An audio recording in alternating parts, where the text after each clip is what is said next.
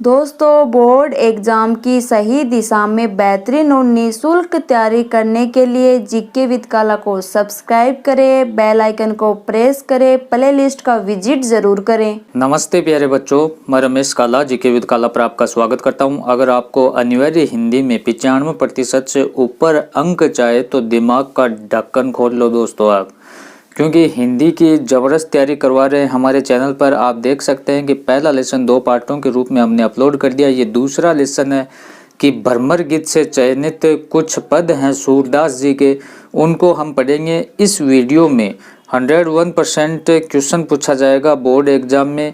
इसमें सूरदास जी का कवि परिचय, पाठ परिचय और सह प्रसंग, इनके दोहों की व्याख्या, और उसके बाद जो इस टॉपिक से या इस पाठ से बनने वाले महत्वपूर्ण प्रश्नों को देखेंगे।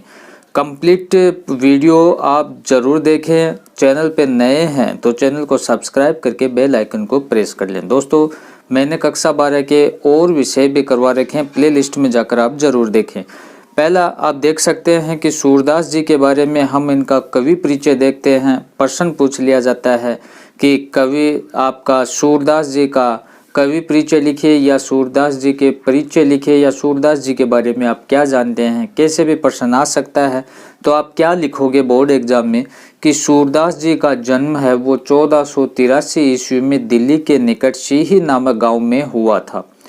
रौनकता आगरा के गऊ घाट पर उनकी भेंट वो किससे होती है? महाप्रभु वल्लभाचार्य से होती है। उन्होंने सूरदास को वल्लभ संप्रदाय में दीक्षित किया। सूरदास जी को किस संप्रदाय में दीक्षित किया गया? वल्लभ संप्रदाय में। और भेंट किसके साथ में होती है? सूरदास जी की महाप्रभु वल्लभाचार्य से होती है। जन्म कहाँ होता है? दिल्ली के निकट सीही नामक स्थान पर होता है।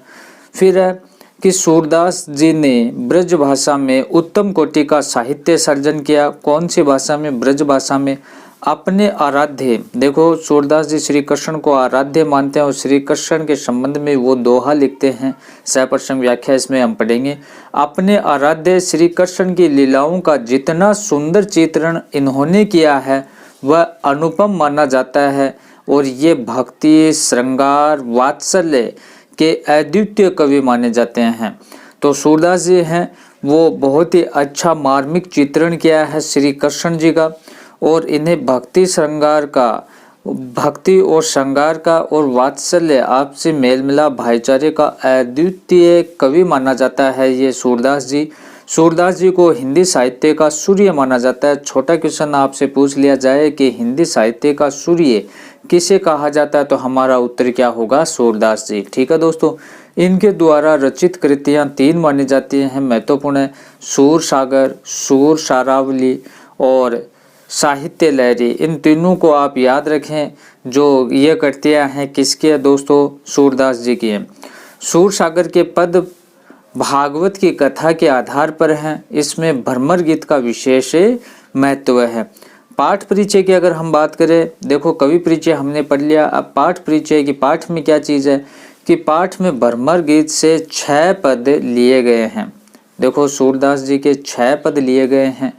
मथुरा चले जाने पर गोपियों को विरह वेदना में सांत्वना देने के लिए श्री कृष्ण ने अपने मित्र एवं मंत्री उद्धव को संदेश वाहक बनाकर भेजा।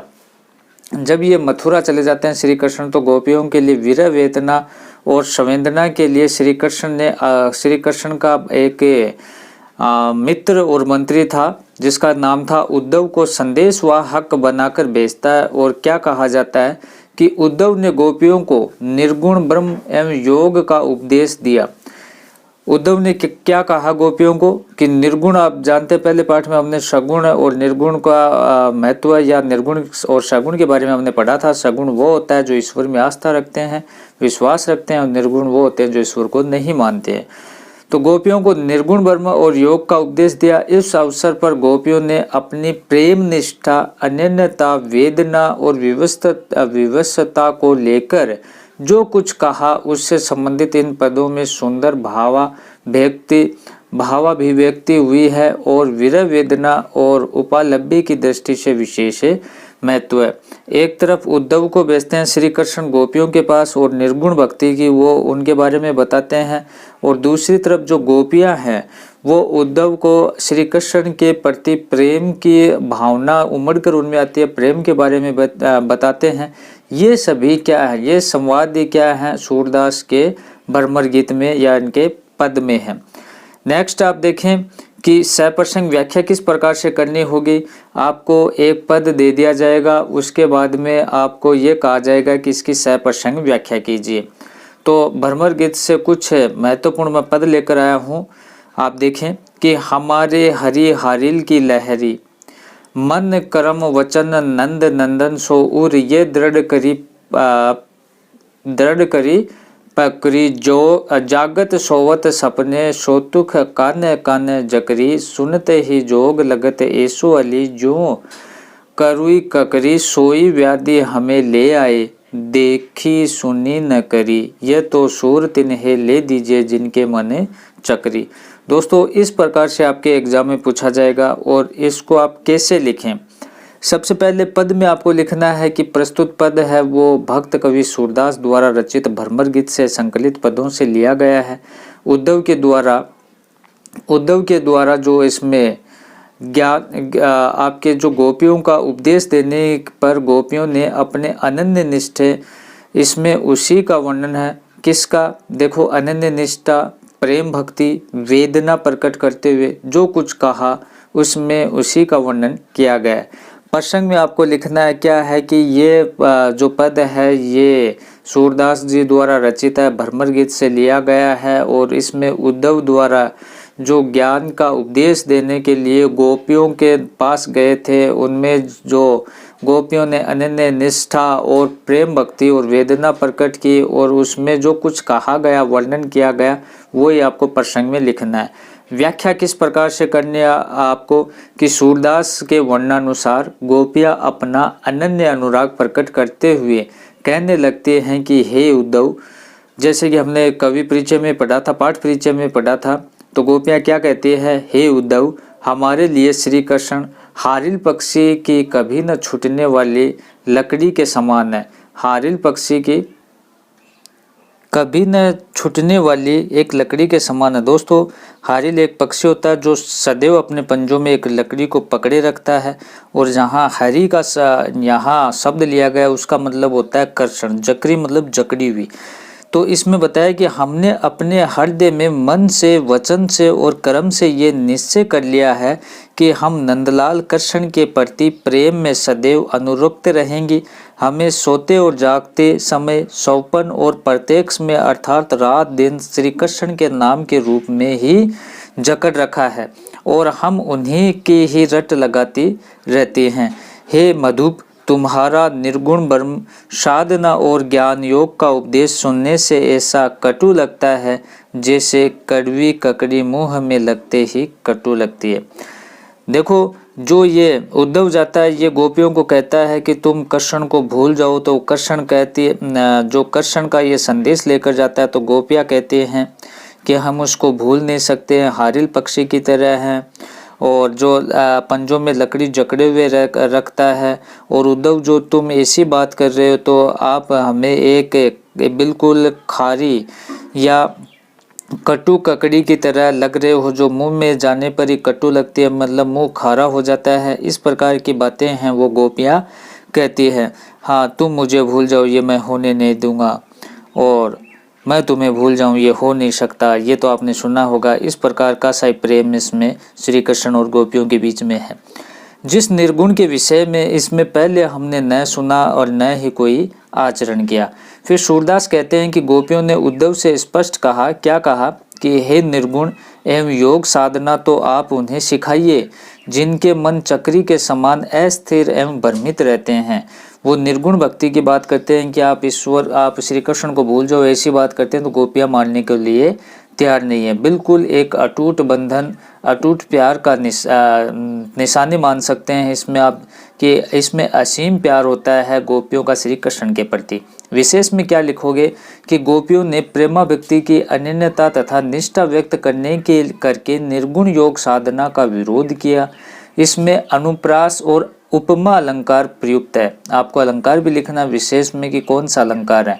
ब्रज भाषा का मधुर एवं ललित प्रयोग इसमें किया गया। फिर कुछ महत्वपूर्ण प्रश्न, आपको कोई भी पद आ जाए तो इस प्रकार से पहले प्रश्न करना है, फिर व्याख्या करनी है, फिर विशेष लिखना है। और इस टॉपिक से महत्वपूर्ण प्रश्न है वो किस प्रकार से बनते हैं, आप देखें कि बोर्ड एग्जाम में किस प्रकार के क्वेश्चन पूछे जाते हैं।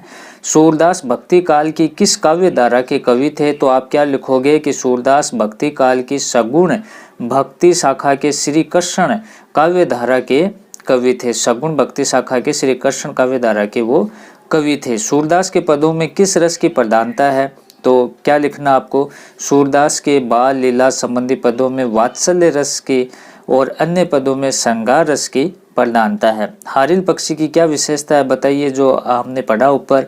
हारिल पक्षी सदैव अपने पंजों में लकड़ी पकड़े रखता है। फिर सूरदास की भक्ति किस कोटि की मानी जाती है, सूरदास की भक्ति वो सखा भाव की मानी जाती है, सखा भाव की, ठीक है दोस्त।